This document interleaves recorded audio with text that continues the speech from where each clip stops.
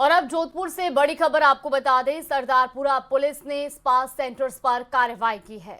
जी हाँ, hide away और one more spa पर यह बड़ी कार्रवाई हुई है। 10 विदेशी समेत 18 लड़कियों को हिरासत में लिया गया। तो पुलिस ने 2 संचालकों को भी गिरफ्तार किया है। संचालक अनिल माहेश्वरी और रवि माली को गिरफ्तार किया गया। ये बड़ी कार्रवाई की है। जोधपुर से जानकारी मिल रही है, जहां सरदारपुरा पुलिस ने स्पा सेंटर्स पर कार्रवाई करते हुए हाइड अवे और वन मोर स्पा पर कार्रवाई की और 10 विदेशी समेत 18 लड़कियों को हिरासत में लिया गया। इसके साथ ही पुलिस ने 2 संचालकों को भी गिरफ्तार किया है, जिसमें संचालक अनिल माहेश्वरी और रवि माली का नाम सामने आ रहा है।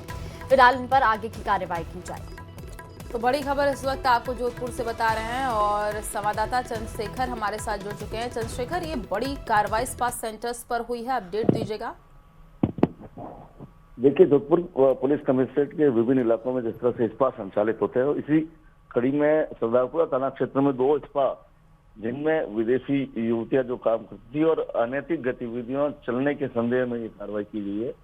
कुल 18 लड़कियों को जो है मौके से युवतियों को गिरफ्तार किया गया है। इसमें विदेशी युवतियां भी शामिल है, जो लगभग 10 के करीब संख्या बताई जा रही है। इसके अलावा 2 संचालक और 2 अन्य युवकों, कुल 18 लोगों को जो है अरेस्ट किया गया है। तो बात करें तो देर रात जो है पुलिस ने 2 स्पा सेंटर से कार्रवाई को अंजाम दिया है और इस पूरी कार्रवाई को जोधपुर पुलिस आयुक्त ओम प्रकाश, सरदारपुरा थाना अधिकारी जयकिशन सोनी और CST टीम जो कि कमिश्नर की है, उनकी तरफ से वन मोर और हाइड अवे नामक 2 स्पा पर कार्रवाई की गई और इस कार्रवाई के दौरान जो है थाईलैंड की 10 युवतियां जो है अरेस्ट की गई। इसके अलावा जो स्थानीय युवतियां तथा 2 संचालक और 2 युवक, कुल 18 लोगों को जो है हिरासत में लिया गया। फिलहाल अगर बात करें तो जो थाईलैंड की युवतियां यदि अनैतिक बिना सूचना दिए यहाँ रह रही है तो विदेशी अधिनियम के तहत जो है मुकदमा भी दर्ज किया जाएगा। जी बिल्कुल, बहुत शुक्रिया चंद्रशेखर आपका हमारे साथ जुड़ने के लिए और जानकारी साझा करने के लिए। तो देखिए, इस पूरे मामले में आगे भी पुलिस की कार्रवाई जारी है। फिलहाल पुलिस ने 10 विदेशी लड़कियों समेत 18 लड़कियों को गिरफ्तार किया है और 2 संचालकों को भी गिरफ्तार किया गया है। राजस्थान के युवकों को नौकरी की झांसे में लेकर के थाईलैंड बुलाया, जहां उनके साथ शुरू हुआ मौत से भी बदतर गंदा खेल, जिसमें साइबर ठगी के लिए कॉल ना करने पर दाने दाने को तरसाया गया। 3rd डिग्री का टॉर्चर दिया गया। देखिए साइबर ठगी की काली दुनिया।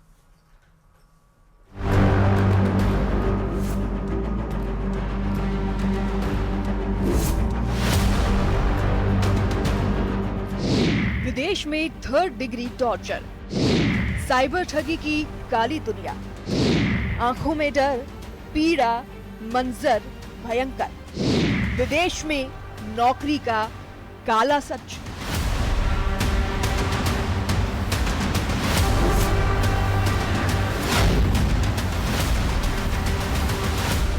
विदेश में मोटी तनख्वाह और शानदार जीवन का सपना लेकर थाईलैंड पहुंचे झुंझुनू के 2 युवक जब वापस लौटे तो उनकी आंखों में केवल डर, पीड़ा और वो मंजर है जो 3rd डिग्री टॉर्चर से कहीं ज्यादा था।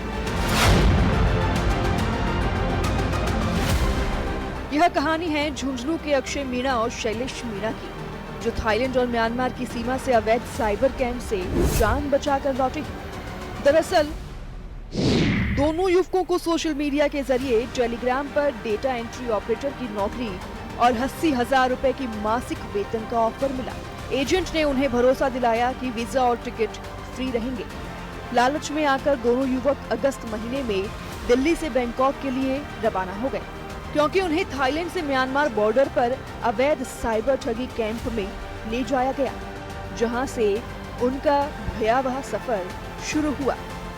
यहाँ पे आना पॉसिबल है लेकिन जाना इम्पॉसिबल है। उसके बाद में मेरे को काम दिया गया 10 दिन की ट्रेनिंग के बाद अमेरिका के लोगों को दोस्ती करना वहाँ से डेटिंग ऐप पे। उसके बाद में आगे की प्रोसेस वो करते थे, डेटिंग ऐप से एक अच्छा रिश्ता बना के और क्रिप्टो का स्कैम करते थे। दोनों को जंगल के रास्ते से होते हुए थाईलैंड बॉर्डर पर म्यांमार के केके पार्क ले जाया गया।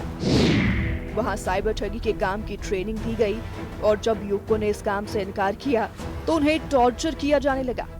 इंटरनेट के जरिए विदेशी नागरिकों से ऑनलाइन ठगी करने को मजबूर किया गया और यह काम फर्जी निवेश वेबसाइट्स, लॉटरी, ऑनलाइन डेटिंग और क्रिप्टो करेंसी के नाम पर करवाया जाता है, जिसमें भारत के अलावा युगांडा, नेपाल, पाकिस्तान, चीन, नाइजीरिया समेत कई देशों के हजारों लोग जबरन काम करने को मजबूर थे।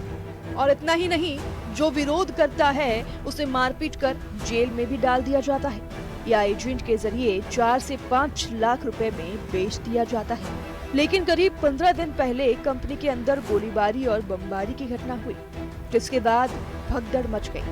कुछ युवक बॉर्डर पार कर थाईलैंड पहुंच गए तो कुछ को स्थानीय माओवादियों ने मार डाला। लेकिन शैलेश और अक्षय किसी तरह से जान बचाकर थाईलैंड पहुंचने में सफल रहे। उसके बाद में अचानक से वहाँ पे क्रैकडाउन हुआ, लोग भगने लगे। भगने के बाद में हम लोग भी वहाँ से निकल के आए म्यांमार सिटी के अंदर। जैसे हम वहाँ आए, पीछे से उस जो के पार्क था उसमें बमबारी भी हुई। हम लोग सेफली, कुछ लोग नदी पार कर पाए, कुछ लोग अभी तक वहीं हैं। इसके बाद भारत सरकार के गृह मंत्रालय ने 500 से अधिक फंसे भारतीय युवकों को थाईलैंड से भारत लाया। इन दोनों युवकों को भी वापस लाकर जयपुर साइबर सेल को सौंपा गया। लेकिन वहाँ सब लोग परेशान थे। मेरे जैसे बहुत लोग थे वहाँ पे जो पहले से फंसे हुए थे, जिनको इंग्लिश भी नहीं आती, काम के बारे में कोई नॉलेज नहीं थी। तो वहाँ की जो अभी रेस्क्यू किया गया, वहाँ जितने भी लोग इंडियन लोग हैं, इंडियन एम्बेसी ने हमारी बहुत मदद की। एसपी के निर्देश पर एसआई भीवाराव दोनों युवकों को जयपुर से लेकर गुड़ागोड़जी पहुंचे। मेडिकल जांच और दस्तावेजी कार्रवाई के बाद उन्हें परिजनों को सौंप दिया गया। थाईलैंड से अपने गृह मंत्रालय भारत सरकार द्वारा इनको इंडिया के 500 लोगों को लाए गए, जिनमें से 2 व्यक्ति ये अपने झुंझुनू जिले अपने उदयपुरवाटी क्षेत्र के हैं।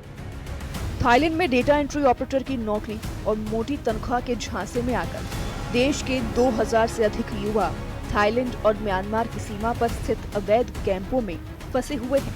इन युवाओं से वहां पर जबरन साइबर ठगी का काम करवाया जा रहा है और यह काम करने से मना करने पर मारपीट भी की जाती है। इलेक्ट्रिक शॉक भी दिया जाता है। कई दिन तक भोजन भी नहीं दिया जाता और ऐसे में मजबूरन साइबर फ्रॉड का काम करना पड़ रहा है।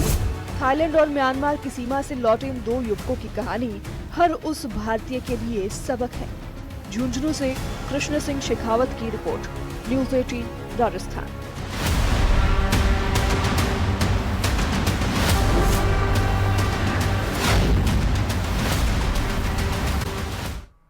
और अब जयपुर से बड़ी खबर आपको बता दें, आरएसएस प्रमुख मोहन भागवत आएंगे जयपुर। 12 नवंबर को जयपुर आने का उनका कार्यक्रम है। तो एयरपोर्ट पर हुई एडवांस सिक्योरिटी मीटिंग इस वक्त की बड़ी खबर आपको बता रहा है। आरएसएस प्रमुख मोहन भागवत जयपुर आएंगे, 12 नवंबर को जयपुर आने का कार्यक्रम है। तो उनके आने को लेकर जो तमाम तरह की तैयारियां हैं वो भी पूरी की जा रही हैं और खास तौर पर आपको बता दें कि एयरपोर्ट पर एडवांस सिक्योरिटी मीटिंग भी हुई है। तो 12 नवंबर को जयपुर आएंगे आरएसएस प्रमुख मोहन भागवत और उनके आने से पहले तैयारियां भी वहां पर जोरों शोरों से की जा रही हैं। सुरक्षा के मद्देनजर भी एक बैठक हुई है और इसके साथ ही आपको बता दें कि एयरपोर्ट पर एडवांस सिक्योरिटी मीटिंग की गई है।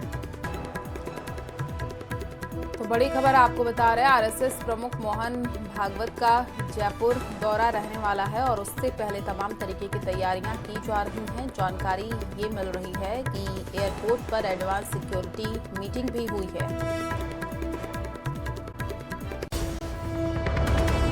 इसी बीच बड़ी खबर आपको बता दें, कोटा एसीबी की बड़ी कार्रवाई, नारकोटिक्स इंस्पेक्टर के लिए घूस देते दलाल गिरफ्तार। तो दलाल अकरम को 20,000 के डमी नोट लेते हुए अरेस्ट किया गया है। झूठे केस में फंसाने की धमकी देकर 3 लाख रुपए की मांग की गई थी। ये बड़ी खबर आपको बता रहे हैं, कोटा में एंटी करप्शन ब्यूरो की टीम की बड़ी कार्रवाई देखने को मिली है। दरअसल एसीबी की टीम ने बड़ी कार्रवाई करते हुए नारकोटिक्स इंस्पेक्टर के लिए घूस देते दलाल को गिरफ्तार किया है, जिसमें दलाल अकरम को 20,000 के डमी नोट लेते हुए अरेस्ट किया गया।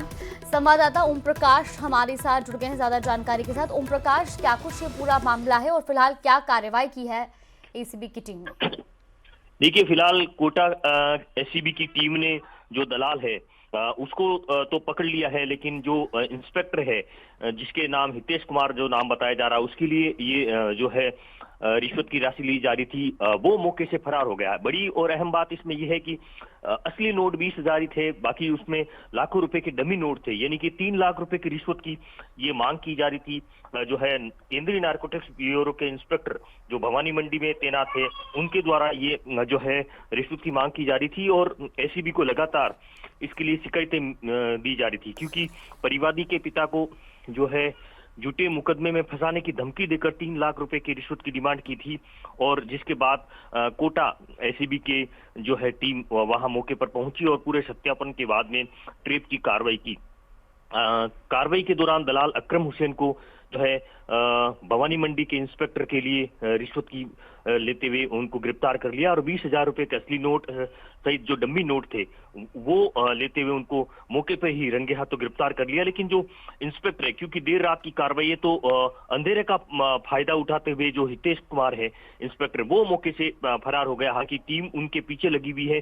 बड़ा इसमें अहम खुलासा हो सकता है, क्योंकि बड़ी राशि रिश्वत की ली जा रही थी और ऐसे कितने लोग पीड़ित होंगे। ये एसीबी की टीम जब उनको गिरफ्तार करने के बाद कोटा आएगी और कोर्ट में पेश करेगी, उनसे पूछताछ करेगी, और जब इंस्पेक्टर की गिरफ्तारी हो जाएगी, कोई और अधिकारी या कर्मचारी की इसमें गिरफ्तारी होगी, तो बड़ा खुलासा हो सकता है। फिलहाल ये कहा जा सकता है कि कोटा एसीबी की एक बड़ी कार्रवाई है, जिसमें 20,000 रुपए के रिश्वत और डम्मी नोट की रिश्वत लेते हुए फिलहाल एक आरोपी को गिरफ्तार किया और केंद्रीय नारकोटिक्स ब्यूरो के इंस्पेक्टर के लिए रिश्वत ली जा रही थी। तो बड़ी बात है कि इसमें कई चौंकाने वाले बिल्कुल, और कई खुलासे भी आगे हो सकते हैं। ओम प्रकाश, फिलहाल आपका बहुत शुक्रिया जानकारी साझा करने के लिए।